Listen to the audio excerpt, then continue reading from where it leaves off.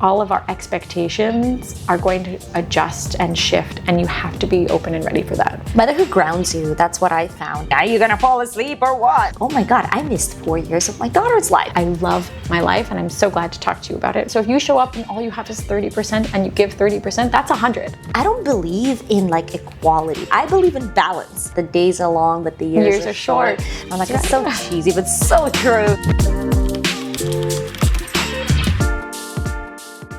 Welcome to It Mom, a podcast where it is all about you. And I'm your host, Paulina Perry, and today I'm joined by Larissa, who's gonna share her journey from being a successful lawyer to becoming a mom of 4 under 4. Welcome. Thank you so much. I'm so glad to be here. I'm super excited because honestly, when I heard your story, I was like, oh my God, 4 under 4, twin boys. Yes. I mean, it's a lot. It's a lot. It's so at a very high level, my oldest is now 5. My youngest will be 4 in 2 months, and my twins are now 18 months. But when they were born 2 years ago in April, it was a 3-year-old, barely 2-year-old, and then newborns. So we had 4 under 4 when they were born. It was like a reality TV show. It was chaos at all times, and it's been the absolute best thing in my life. Okay, well, I want to dive deeper into that. And I typically want to explore kind of the reality versus expectation, because a lot of moms that come on the show, they talk how, they envision motherhood in one way and then it played out in a totally different way. So we're here to kind of set realistic expectations for other women by sharing our stories. So I want to hear yours. What was that expectation before you became a mother? I was thinking about this a little when we first chatted, because for me, the expectations shifted so dramatically when I was about to have my first versus when I found out I was pregnant with twins on baby number 3, supposed to be baby 3. So with my first, my husband and I had been married, 6 months. We tried for a few months, we got pregnant, and I definitely thought I was going to do it all in this image of, grace and balance, like a perfect scale where I had a very busy law practice. I was about to become a partner at a prestigious litigation firm doing complex litigation and commercial work. And then I was also pregnant and thought, I can do this, right? Like, I have trained my whole life to be a lawyer, and I've always wanted to be a mother, and like, here we go, the epitome of balance. And it wasn't as hard as I thought it was going to be, because there were some factors. COVID hit, right? Mm-hmm. So my son is born July 2020. So from March, we were in lockdown. I was home, my husband was home, and we ended up in this little bubble where we were just the two of us and this little baby. Mm-hmm. Obviously missed the kind of help we would get from grandparents or others, but we got to just experience new parenthood very quietly, I'll say, right? Mm-hmm. Like, we're not hosting people, we're not going out. Like, it was by force, kind of inside and quite content. With my second, it was a totally different expectation. So I found out I was pregnant 9 months postpartum, right? So they're only 18 months apart, my first two. And I was going back to work at 10 months. So when I went back to work in a busy law practice as a partner, I was already pregnant and knew I was going to be going off to work again. And so that made me realize, like, well, I wasn't ready to throw myself back into work the way I thought I was going to. So I always imagined, again, yes, I would be doing this perfect juggling, perfect dance, perfect act with motherhood and my job. And then how quickly that changed, not just after my first was born, but when I found out I was pregnant with number 2, because I missed my son when I was away from him, when I finally started going back into work in the office. I wanted to enjoy my second pregnancy and be home for even longer. So I think my expectation of being able to do it all at the same time changed after baby 1, changed after baby 2. And then when I found out I was having the twins, took a really good look at what my minivan life was going to look like and realized I don't think it's going to work the way I originally expected it to. Yeah, no, I love that. So you kind of set yourself up for success, kind of understanding that it's not really going to be that picture that you envisioned. Right. Because I feel like so many women envision this picture of, a woman, she's on her cell phone, she's got like laptop over there. Like the AI She's generated image of like, give me a working mom, right? Like that's what it looks like. And she like holds a baby and she's like breastfeeding or pumping or whatever that may be. And then it becomes totally messy once you have the kid and you're like, oh man, what do I do? Like, is that normal? Because you think that AI generated picture is what it's supposed to be, but it's not, for most of us at least. So I always love to hear stories of like people overcoming that expectation and coming to the point where they realize that, okay, well, like it's probably not going to be the way I envisioned. So I want to talk about how it actually played out and, the whole journey of motherhood and what you learned along the way and what your life looks like now. My first felt easy. Because we were home, breastfeeding came, I hate to say it, easily. It came naturally. I had no problems. My problem was oversupply. He started sleeping well early on, like with nothing that I did. And I'm going to tell you 4 kids later, like every kid is different. Some sleep, some don't, no matter what you do. Yeah. And so my first felt quite easy. And then it was a huge change. When we went from 1 to 2, I had a much more difficult transition than I expected. I think a lot of women will say it's very hard to go from 0 to 1 because your life and lifestyle and your experience changes. I didn't feel that way. I thought 1 to 2 was absolute hell. It was total chaos. My husband was kind of back to work. We weren't new parents anymore, so he was in the office full time on these big trials, away all the time, and I had a newborn and an 18-month-old. And I'm going to back up to tell you a funny story because my daughter was originally due January 11th. We were scheduled to move to a brand new house January 20th.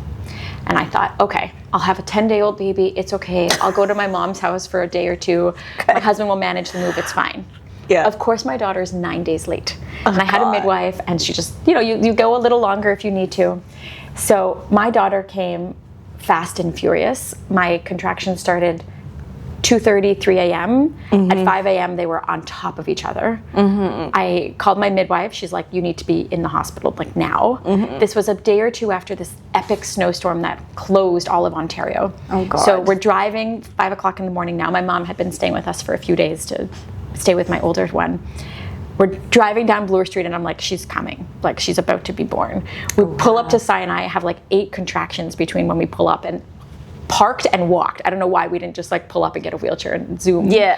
Parked and walked. I like push past reception. I get there. I say to my midwife, I'm like, my baby's coming. She's like, okay, let's see. 10 centimeters, fully effaced, ready to go. Like she was born 20 minutes later. Wow. And then I was discharged 3 hours later because it's still COVID and no one's sure what to do. And then we moved houses. So I went with a 12-hour-old baby and my toddler to my best friend's house, who was on vacation, just to sit there with these babies. And my husband scheduled and had negotiating the movers and directing traffic. Wow. And Pauline, I will never forget, I'm in a house that's not mine with this tiny baby, hours old, with my 18-month-old, and I look down and he's eating the cat food. Okay? He's like, we don't have pets in our house. But he sits down, he's dipping it in the water first so it's not too crunchy. And I'm like, this is my new reality. Like this is a little glimpse into the chaos of like what's gonna happen with then 2 under 2. Yeah. Okay? My nanny shows up later and helps me, and my midwife comes and checks me. We get back to our new house literally that evening. Everything is in boxes. The only thing that's been set up are the crib and the bassinet. Thank goodness. My husband managed everything. But that was my first foray into 2 under 2. Oh my God. So total chaos. So if expectation versus reality gap, like my little child eating cat food. He was fine, he didn't swallow. I don't think he swallowed anyways. When I found out then I was having the twins, and moments in life you don't ever forget, right? Because of COVID, my husband hadn't joined me for many ultrasounds for my first 2, right? They weren't letting partners in for a long time. You had to do it all on your own.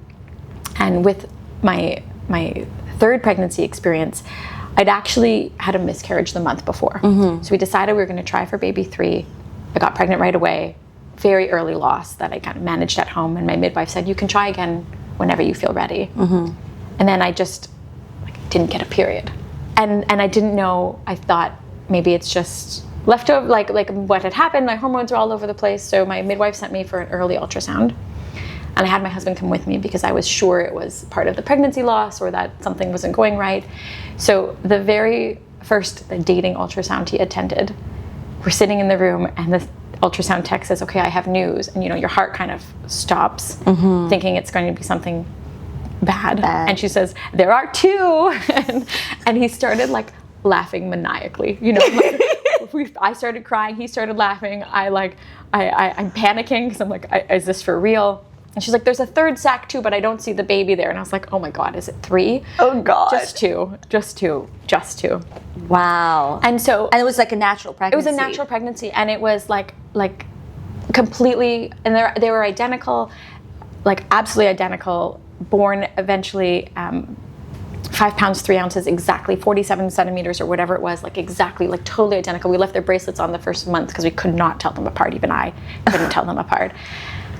And it was just such a moment in time, like 2 under 2, realizing how that's going to impact me and what that means for my career. And then going to have 4 under 4. And in between, I'd made some career moves, right? So after my second was born and it was this chaos, and I realized like, I don't want to have it all at the same time, right? Like my expectation shattered, get a new reality, because I'm not going to be able to balance and juggle it in the way that I want it, right? Yeah. I'm not going to be the litigator who can answer a call at 6 p.m. and do it well, right? Like I'm not half-assing anything. I'm in it. I'm in it all, right? You want a lawyer as a lawyer. You want a lawyer you can call when you're in the middle of a big fight, when you're in the middle of something potentially devastating to your company, when you need advice. You want someone you can call who's going to answer and be there for you. That's the kind of practice I had. Really high stakes, bet the company litigation. How am I going to do that when I'm also trying to be all of it for my kids? But that's what I wanted. So when I was on maternity leave for my second, I was recruited to an in-house role, which came with more predictable hours and came with a little more control over my schedule, which was the perfect fit at the time.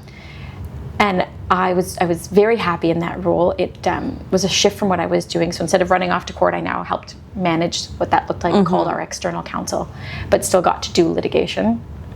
And then when I found out at this ultrasound appointment we were having twins and it was going to be 4, I knew right away, like, something is going to change. Something's going to change again. I don't know what that looks like. Is it part-time? Is it flex? And over the course of the pregnancy and then having the babies, I realized, like, I really don't want to work at all. I want to just be all in at home. And that's a decision that I'm, as you know, absolutely thrilled with, but not one that I had a lot of role models for, right? There's not a lot of women who, in my profession, that I've met who just kind of give it up. You shared a story with me before that I absolutely loved when you were about to get a partner. I want you to share it again because I think it's just so fascinating how you put it. I wanted to go to law school since I was little. I always knew I wanted to be a lawyer, but I also had like 900 little dolls, and my mother now tells me I always wanted to like have 4 kids. I don't remember this, but that's what she tells me, so we'll pretend that it's accurate. So I always wanted both things, and the year that I was up to become a partner at the firm was right when I found out I was pregnant. So I was like 7, 8, 9 early weeks pregnant when our senior partner called me into his office and told me this incredible news that I was now going to be a partner in the firm. And early though, I told him I was also pregnant. I said, this is thrilling. I'm so excited, but you need to know I've happened to be going on a maternity leave like within a few months of becoming a partner. And he was thrilled, right? He was the kind of mentor that you always hope to have, an advocate, a champion in your corner, a sponsor who like puts you for opportunities. He was thrilled for me and our family. My husband, I should say, was also an associate at the firm, going to be a partner the next year. He's still there. So we worked, the whole firm came to our wedding, right? Like we all worked together. It was a big family. A big family. So of course they were thrilled that we were growing our own family. And then he asked me, he said, well, which are you now more excited for? To become a partner or to become a mother? I'm like, I didn't hesitate. I was like, of course a mother, right? Like, yes, I worked my whole life through high school and undergrad and law school, and I clerked at the Supreme Court. Like I had it all planned out. But when like you really parse back what was important to me, I in my heart, even then I knew, of course, wanting to be a mother was going to be the priority. Yeah. Because you wanted to be a mother longer than you wanted to be a lawyer. That's exactly right. I'd wanted to be a mother longer than I wanted to be a lawyer. Even though I still have memories of being a lawyer as a kid, I wanted to be a mother first. Yeah. Right? And I think that that moment of where I almost had to choose early on between which one I was more excited about, it just solidified the path for me, which was going to be motherhood. And there's a lot of talk in law about women are leaving the profession. Usually they leave private practice to do something else where there's more manageable hours, or they leave and do something, I'll say law adjacent, whether it's kind of mentoring or working at universities or law schools and I think it's just such an interesting conversation because I don't know many who've just kind of hung up their hat entirely on their career and chosen to be home. So if one person hears our conversation and is actually that's what I want to do for a little while, maybe it's a year or 2 or 5, for me maybe forever, I don't know. I don't have to know now. Yeah, because it doesn't mean that you have to quit it forever. I feel, we don't have to do it all. We can, as long as it's in different seasons, because something's got to give. And I've seen different stories unfold differently for people, right? Either something has to go onto the back seat, and you have to prioritize because you have this whole new job in a sense that you have to fit into your life and juggle. So I firmly believe that it's okay to pause at a certain point in your career if you want to experience, your family and having kids and motherhood fully. Yeah. And there's no shame in it. No. There's this wonderful woman in the States, I think her name is Neha Rush, but she wrote a book called The Power Pause. And it's literally exactly this idea that you have paused maybe your paid work, but I told you this, I don't feel any less powerful, competent, beautiful, strong, appreciated, valued. I love bombing around in my minivan with all 4 kids in the back and dropping them at their lessons and coming home. That is I am doing exactly what I want to do and what I'm supposed to be doing with this stage in my life. And maybe I'll go back to law and maybe I never will, but I'm still me and I'm still doing all of the things that I envisioned in my life. It's just different, right? I really believe I was replaceable anywhere except at home, right? When I went on mat leave, they hire a mat leave replacement, someone steps into my job, right? I could be replaced anywhere except the 2 a.m. mama. Yeah. Come and help me with something calls, right? Yeah, so true. It was not even a hard decision for me when it was time to be am I gonna have a day nanny and a night nanny and someone to help on the weekends, and am I gonna go back to this profession that demands so much of my time and attention? I could. Women do it. You get a lot of help. You outsource things. You don't, like we said before, you decide what's important to you, and you have someone else do your cooking or your after school childcare or your whatever it is. But that wasn't my path, and that was not going to work for me. I wanted to be the person to do every drop off and every pickup and make their lunch and put cute stickers in it and pick up the after school things. I wanted to do it, and I couldn't make that work in the sense of how much I wanted to do it. It's crazy to me how much shame and kind of controversialness, if I can say that word. Yes, I don't know if that exists. I feel it. Exists around that because somehow women don't appreciate themselves in a sense because I was at dinner last night and a mom of 3 kids, she said, oh, I'm on a mat leave, so I'm not doing much. So I'm doing and I'm no, you're doing so much. Women should stop because we're feeding that stigma that, oh, you're home, you're not doing much. But when we leave the man with a baby for a whole day, one day, they know, they're oh my God, I'd rather be at work on any given day because it's a full-time job. And my frustration is that the society somehow created this myth that if you're on maternity leave, you have nothing to do. Yes, you're not maybe as mentally engaged because obviously at work, you got to be strategic, you juggle a lot of things. And when you're at home with your child, it's not as intellectually stimulating.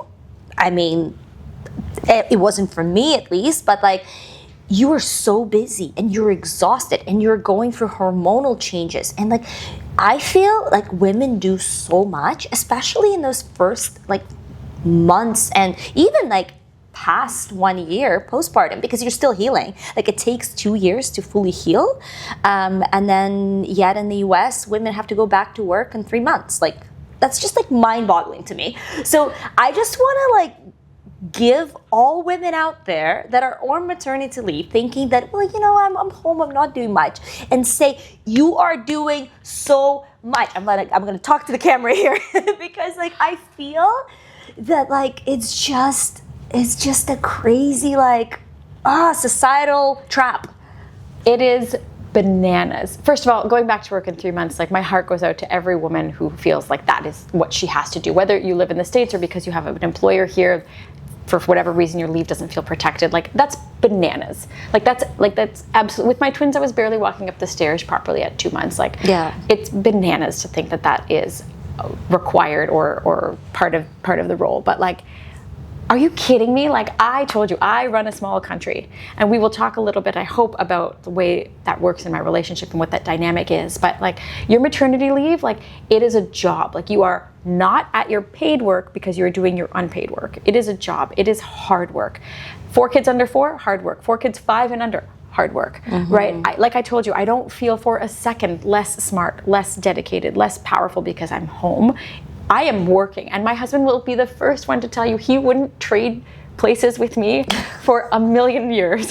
Yeah. Because it is very different. And like I have always approached it like a job, right? When I was introducing my oldest to solid foods, I had a color-coded spreadsheet of like which allergens, which day, how many days apart. I made everything from scratch. God. Like I approach it like, we've got baby gymnastics. Even if we stay home and we do absolutely nothing, you have kept a tiny little human alive who literally can do nothing on their own, right? Every other mammal in the world within a couple hours of birth is able to like walk or feed themselves. Like horses gallop after they are born. Like you are keeping somebody alive and nourished and loved. Like it is work. It is absolutely work. Maternity leave is not a vacation. If you went to bed and you did absolutely nothing, you didn't wash your face, you didn't shower, but there's this little baby, sleeping or not, that is still around and alive and in your arms, like you nailed it. Right? Like because that's your job. That is your job. Yeah. That is the job of leave, right? You're like the CEO of your family. Correct. 100%. My husband will say he's the CEO and I'm the COO, the Chief Operating Officer, because like I run like logistics. But like I think that title debate is still up for debate because like I'm not sure. So let's talk about that, the COO CEO dynamic in the family with your husband now that you have 4 kids. Yes. So how did it kind of work out and what the structure is now, and how do you manage the household with 4 kids? So every woman is going to do it differently. I'm just going to tell you what works for me, and that is not how every family will divide it. And there are a lot of women who will disagree with the way we've done it. That's you do your family what works. I'll do what works for me. Even as early as just having our first baby, I never woke my husband up in the night for night feeds, unless I was like, he's been crying 2 hours, it's really struggling, right? I was not going to a paid job so that I could stay home and take care of the baby. I nursed him, but even if I wasn't, like my husband has to go wake up and be smart the next day in a different kind of way than I did, right? Like he needs to be up and in front of a judge, in front of clients, like he has to be sharp. He has to be sharp, right? I never understood, for me, having both of us feeling completely and utterly exhausted, because it's a balance, right? And if we're both at the absolute end of our rope, like we're both gonna be frustrated and tired. And like I can nap the next day. He can take the baby on a long walk when he gets home from work, and I can sleep or have a long bath, right? Like I never woke him in the night. Like that was my job. I was literally not being paid to go to work. I was being paid through EI or your employer top up, whatever it is, to manage. So I have always approached it as like, we have our own spheres, we have our own domains, and this one was mine. Fast forward, four little kids, 4 under 4. I am now full-time at home. This is my job, okay? The hours are terrible and the pay is non-existent, but like it is my job. And there's no bonus. And there's no bonus. And there's no promotion. There's no promotion. There's no like LinkedIn accolade. There's no gold star. There's not even usually a thank you for no the corporate dinner, parties. No, there's no part. There's parties with me at the end of the day by myself when they all go to sleep, right? But this is my job.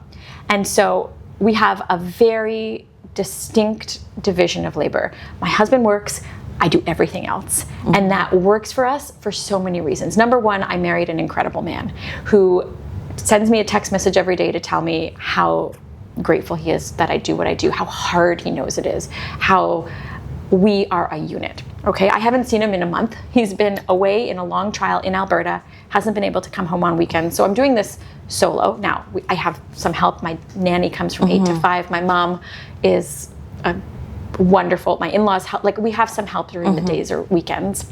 But I miss him. It's been without him. But when I tell people, like, of course he doesn't know like what their shoe size is or who their art teachers' names are, or what time their swimming lessons start, or when their next dentist appointment is. Like, but in my opinion, he doesn't need to. Like, that's my job, right? I have full trust and confidence that he works so hard for us, for our family. He keeps the lights on. He gets food in the fridge. Like, he is doing what he can for us to be fulfilled and comfortable and live. And then I'm doing what I can for our family. So like, we don't keep score, right? I don't think like, oh, I took them to the dentist this time, it's your turn now. Would that be different if I was working? Yes, right? Like, if we were both working a standard 40-hour week and I was doing 100% of the work at home, of course, I think I would tell him, like, I'm feeling pretty resentful. Like, this is not fair. This is not a balance. But he works as much as he does to enable me to be home, right? Like, we gave up an income. We have to make that up. He works as much as he does for me to be home.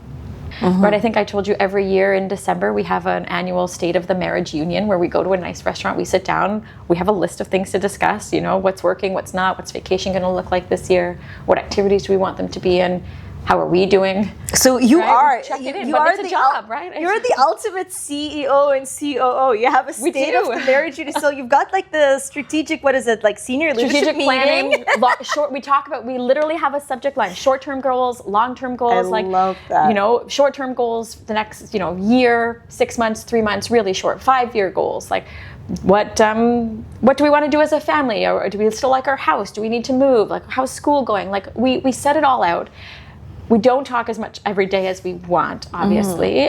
I miss him tremendously now, but like, this works for us because my job is home. And it works for us because I feel valued and supported, and I don't think I'm taken for granted.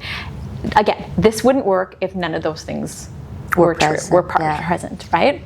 Yeah. So like, I love it. Like, I want to do it. Like I told you, I am in charge of our house, and to be by myself every night and every morning for the last month with our little kids, like I have schedules that make it work. I have routines, but like, I love what I'm doing, and he respects that. So I think it works because we know that we're doing our best. We're both doing our best. We're not keeping score. And you are very clear on your roles and responsibilities, because what I find ends up happening a lot of times when both partners are working is that you're starting to keep score. Who's more tired? Who woke up more? And then who does all these little things? Because naturally, women still want to do the seasonal clothing changes and all of that. Like, it's something that like I love. Yes, absolutely. And I am sure if I was working a 40-hour week and then coming home and doing 100%, I would start to feel unappreciated, right? Yeah. The problem with me is that I want to do those things too, right? Like, I don't want to outsource them. I want to do them. And you don't want to split them 50-50, and that's what I'm saying. I don't want to split them 50-50. I want to do 80-20, right? Yeah, because a lot of women actually enjoy it. Correct. So I feel like maybe the solution for us is that there's certain things that my husband does, and there's certain things that I do. And I really like to kind of split the responsibilities. Not 50-50, because then it becomes kind of diluted and you keep the score. Yes. Right? So like, let's say we know that if my daughter wakes up, usually he goes to her. Yes, mine too. So let me just back up just to say, and I want you to finish, but when my husband is in Toronto, like, he rushes home to be able to see them before bed every single night. And he goes back to work in the evenings when he needs to, which is always, right? But like, he can't make it home for dinner. We eat at like 5:15, fine. But he wants to see them every single night. When my, again, daughter, early bird, wakes up at 6 a.m., she goes and wants to find Dada to go downstairs and play. Like, and I stay in bed another half hour or whatever. Yeah. So exactly, right? Like, so your daughter wants to see Daddy, yeah. And like see daddy. Even if she wakes up in the middle of the night, like he goes to her. But like if my son wakes up in the middle of the night, because they're still young. My son is what, two in a bit, and then my daughter is 4 in a bit. So they still sometimes wake up in the middle of the night. So it's kind of like an unspoken rule. And then I would go to my son, and then let's say bath time, dad does the bath time. So like he would come from work, the dinner is ready, kids are eating, you know, and then I would get the bath ready, or he will get the bath ready, and then we'll transfer the kids, and he spends time with them. And then like I would put my son to bed. Sometimes we alternate, but it's like tough because we're in that stage where they're favorites. They're playing favorites. Sure, so I'm my son's favorite right now. He wants mommy to put him to bed, and then you know my daughter usually wants daddy at bedtime, which is fine, and we're kind of managing it that way. But I find that like when you have clear separation of certain things that you do, then it can save you from that unnecessary resentment, because you know that's my area of responsibility, that's your area of responsibility, and you're not trying to keep score and try to go 50-50.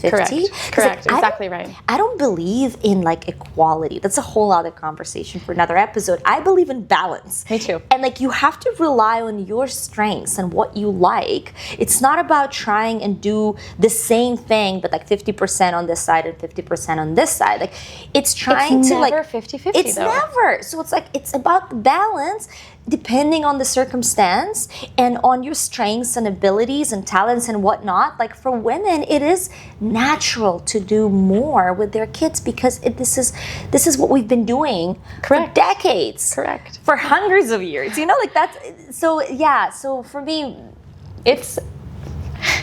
And I don't want to sound unfeminist, like I'm not, obviously, this is my choice, but it is so freeing for me to be able to do it 100% and not also work outside the home, right? I am so committed to what I'm doing, and my daughter and son share a room, and the babies fall asleep easily, I'll say more easily than the older kids who want you to stay and read another book. But my daughter falls asleep every night by playing with my hair. She just does this every night. And I sit with her and I hold my son's hand in one bed and I put my head back for my daughter to play with my hair in her bed. And I'm able to stay 10, 15, 20 minutes, however long it takes. And I don't have my phone buzzing in my pocket with 10 unread emails, and I don't have to go and prep for her presentation tomorrow. And like, that to me is such a gift, because I told you this, and I say this to anybody who ever asks me for my advice, it's that it's so short. Like every phase that you're in is so short in the grand scheme, and it's impossible to see when you're in it. And then when you have 4 kids and you realize like it does go by very quickly. Yeah. Okay, so when my husband shows up and he's been in a long, crazy, impossible day of work and he's tired and I'm tired, like we look at each other, we do a really quick assessment, and I'll say like, why don't you go for like a 10-minute walk and then come back and do bedtime? Because like he needs a minute like to take for himself too, right? So if you show up and all you have is 30% and you give 30%, that's 100. Yeah. Right? And sometimes I do that, right? I've taken on new hobbies. I've taken on new things. During the baby's naps, I make the most of my hour or two to myself. I get that time. And I just think with your spouse, with your partner, in your balance, if you are constantly keeping score, if you're letting all of this fester and build, like it's just such a breeding ground for negativity. And then you don't get to really enjoy the moments you're in because you're like counting up how much you did that day compared to someone else. And then you're missing these like beautiful little people in their moments because you just feel grouchy. Because it's not their fault, but you're resenting your partner, but you're also resenting the whole experience. I think that's exactly what I'm trying to say. Like, you said it better. Of parenthood, right? Because you're like, why is this happening that way? Yes. I love it. I want to kind of bring you back to that version of yourself that had an image of this mom that can do it all at the same time, and it's super easy, and you know it like just flows, to where you are now, and see if you have any advice to that old version of yourself. What would you tell her? The more kids you have, and hear me out on this one, the more kids you have, the easier it starts to feel, which is counterintuitive, but you start to have fewer of those expectations, and you start to, I don't want to say give up, like I don't give up, I'm in it all the time, but I let go of the preconceived notions. I let go of what today has to look like from a certain perspective. I go with the flow way more. I'm more confident as a mother. My own mom, from what I remember, had it all, right? My parents were Romanian. They defected before the fall. They didn't speak English. They had no money. They started their own business. And so in my image growing up, my mom was running her own gymnastics club, of course, Romanian gymnast family. They were running a gymnastics club. She had my sister and I. She was doing it all. And she had my sister at like 21, 22, right? Like, I think our parents and earlier generations had kids even earlier. It was only when I was much later in my life that we actually talked as like now myself as a mother talking to my mother, where she was like, there were nights I didn't sleep. I was so stressed about like, would we pay our bills and how would this work? And I felt guilty for having a babysitter or missing you. And I felt guilty for not, like, I didn't know any of that growing up. I just thought she had it all. And then when I realized later, like, that wasn't entirely true. Like, she had her own struggles and sets. So my advice would be, to my own perfect view of myself, is like, you just have to let go of some of those expectations, because you have no idea, like, will you love your maternity leave or will you find it isolating or lonely, which is some women's experience? Will you quickly get pregnant with a second or want a second, or will you take longer or not at all? Like, the toughest part for women who are ambitious or like to plan, which was me to a T, is that you don't know how you're going to feel about it until you're in it. And so it's so hard, if not impossible, to really plan, because it could change very quickly. You could think, okay, I'm going to just take a 1-year mat leave, and then you meet your little baby and you think like, I want 18 months, or the opposite, like whatever it is, but like, you can't plan for it. And I think the biggest lesson in parenthood is that like, you cannot plan for everything. Like, do I bring a spare change of clothes for every one of my children when we go somewhere? For sure. But that's about it. That's all I can do. Snacks, change of clothes, and hope for the best, because all of our planning, all of our expectations are going to adjust and shift, and you have to be open and ready for that. And it's all so short. It all goes by so quickly. They say that what the phrase is that the days are long, but the years are short. I'm like, it's so cheesy, but so true. It's so cheesy, but it's so true, right? And I think for me, I've found the more kids I have, the calmer I am, the more confident I am. Like I said, my mom, and I think I started to say this, I didn't finish my other thought, but my mom often remarks, like, she's stunned by like how chill I am with like all 4 kids running in a circle around me, because that's not like who I was as a person 10, 15 years ago, right? Like, very like organized, type A, put together, one goal, one track mind. And now I'm just like, yeah, like, you're eating the cat food, maybe that means less lunch that I have to give you, right? Like, it just becomes so much more relaxed. Motherhood grounds you. That's what I found. If you let yourself fully experience it, and that's another thing, because a lot of women, and like I count myself with that, because at the beginning I didn't let myself fully experience motherhood because I had this busy mind, really busy work. I had my phone buzzing with Slack messages while I was holding my son's finger and thinking, are you gonna fall asleep or what? Like, I'm busy, go to bed. Yes, I gotta do stuff. I like would literally lay on the floor and I would put the phone under the crib, turn the light down, and go through my Slack messages while he's like holding the other finger. So I figured I'll give him the left finger so I could still scroll with my right. Asleep through the slats of the crib. So I wasn't really fully letting myself experience motherhood because I was constantly somewhere else in my head. And what ended up happening is when I did have an opportunity to take some time off and really just fully experience motherhood, I was like, oh, this is interesting. I'm so much more, chill and grounded and happy. It actually gives you a lot of joy if you let it, because it is stressful, but at the same time, it gives you that, I think like it's just an innate instinctual thing that we that's exactly right. That gets distracted by all the noise. So my view on it, even if you are a busy working mom, allow yourself to fully experience it. Because once you experience it fully, like with your body, like a full body experience when you're with your kids and you're not thinking about anything, but just like feeling their presence, and you're like just looking at them and you're like, "Ooh," you know, you can't go back. And then you can go back to work, but emotionally you would always want to go back to that state. But it takes some relaxation. You need to give yourself an opportunity, whether it's a day or two, where you just put all the technology away and like try to really ground yourself in that experience. Because that's what I realized like 4 years after I had my daughter, and I was like, oh my God, I missed 4 years of my daughter's life. Like I was there, but not there. And I say it almost every episode because it was such a, you know, like... It's profound, right? It's transformational to start thinking about it like that. And it's sad. I'm so sad because I'm like, I could have felt all of these things with her. So now I'm trying to, you know, make up for it. But I absolutely love your story and your perspective and how you approach it in a sense of like organizing your life and your household and your relationship.